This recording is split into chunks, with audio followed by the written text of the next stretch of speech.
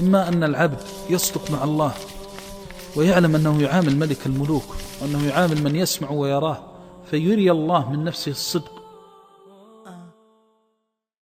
Aujourd'hui, nous allons découvrir un autre personnage très important de l'islam.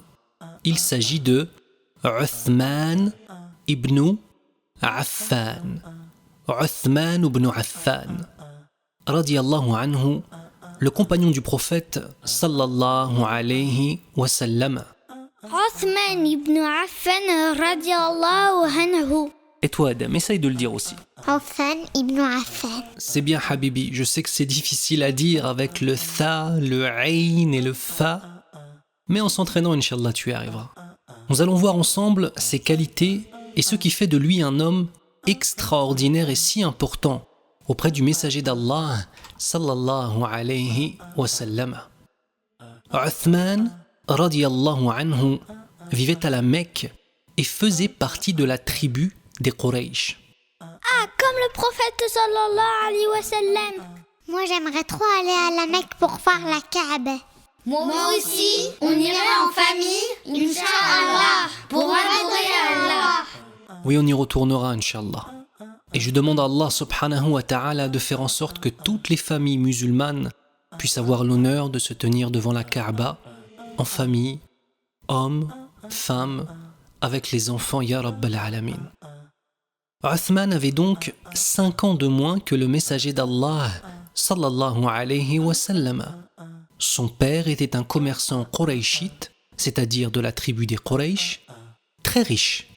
Et lorsqu'il mourut, Uthman, qui lui aussi était un commerçant très intelligent et qui savait très bien acheter et vendre toutes sortes de choses, il récupéra ses commerces et sa fortune.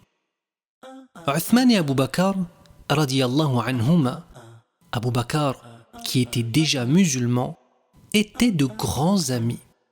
Toi aussi, tu as certainement un ami ou une amie que tu aimes beaucoup. Eh bien, Uthman et Abu Bakr, radiyallahu anhu, étaient très souvent ensemble. Uthman ibn Affan, quant à lui, croyait en Allah. Et il n'a jamais cru aux idoles et aux statuettes présentes à la Mecque. Et c'est après une longue discussion avec Abu Bakr qu'il se convertit à l'islam. Oh, tu te rends compte? Toutes les hasanat qu'a pu faire Abu Bakr, radiyallahu anhu, en appelant Uthman à l'islam. Et c'est comme ça que les musulmans peuvent se démultiplier, en montrant aux gens le bon exemple du comportement du musulman. Ne pas mentir, ne pas voler, être gentil, être généreux, partager sans arrêt. Et en plus, parler d'Allah en expliquant ce qu'il en est. Et donc, Uthman radiyallahu anhu s'est converti à l'islam. À l'époque, les musulmans devaient se cacher. Sinon, ils étaient frappés ou pire encore. Lorsque l'oncle de Uthman radiyallahu anhu a pris sa conversion, il entra dans une colère noire et tenta de le faire sortir de l'islam. Mais Uthman, lui aussi, comme Omar ibn al-Khattab radiyallahu anhu, était un lion de la sunna et jamais il n'abandonnait. Mais Abby, il y a des gens qui sortent de l'islam. Oh, les pauvres, qu'Allah les préserve. Oui, il y a plusieurs types de personnes qui peuvent sortir de l'islam. Des gens qui ne vont pas résister à tout le mal qu'on leur fait. Et tu sais, on a plein d'endroits dans le monde, malheureusement, où des musulmans subissent des sorts qui ne sont pas enviables. Des sorts qui sont très difficiles à vivre. On demande à Allah Azza wa Jal de préserver tous nos frères et tous nos sœurs en Birmanie, en Palestine, au Bangladesh, en Inde et dans tous les pays où les musulmans subissent des injustices, ya Rabbal Alamin. Amin ya Allah. Amin ya Allah. Qu'Allah les préserve tous et qu'il fasse qu'on ne les oublie jamais. Être un musulman était très difficile à cette époque. Imagine-toi, les gens leur faisaient du mal, premièrement, par des mots très méchants, mais aussi, ils ne leur parlaient plus. Écoute bien, certains étaient même frappés de la pire des façons. Mais Abi, ils étaient trop courageux, mashallah. En plus, ils aimaient trop Allah. Masha'Allah. Et oui mon chéri, je te l'ai dit, c'était des lions de la Sunna. Et les lions de la Sunna n'ont peur de rien. Uthman était quelqu'un de très doux, de généreux, et il était très pudique.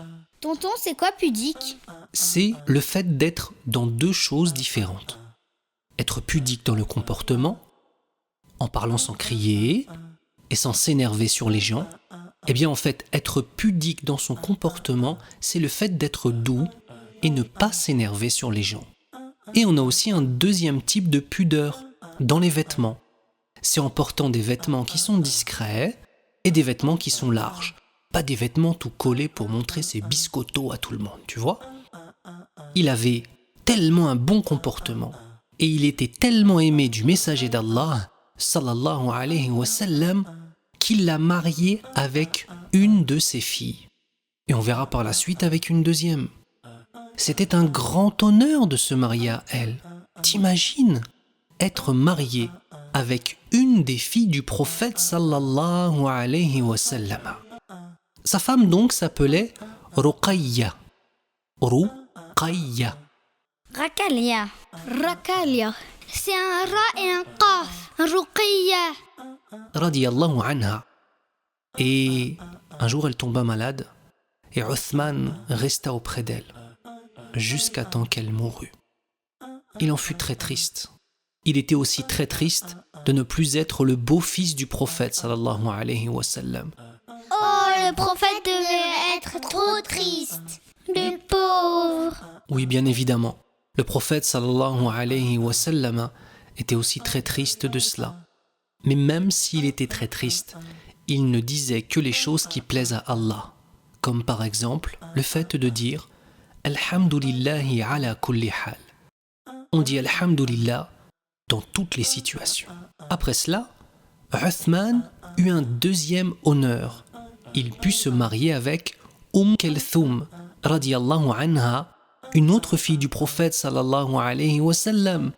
Et écoute bien, c'est le seul homme à avoir épousé deux filles du prophète sallallahu alayhi wa sallam. Et d'ailleurs, il sera appelé l'homme aux deux lumières. Chacune des filles du prophète sallallahu alayhi wa sallam étant une lumière, Dhu Nourayn. Je demande à Allah Azza wa Jal de nous accorder à tous et à toutes des lumières auprès d'Allah, des lumières dans cette dunya par la piété, des lumières au jour du jugement par la lumière de la prière et des lumières au paradis ya Rabbal Alamin.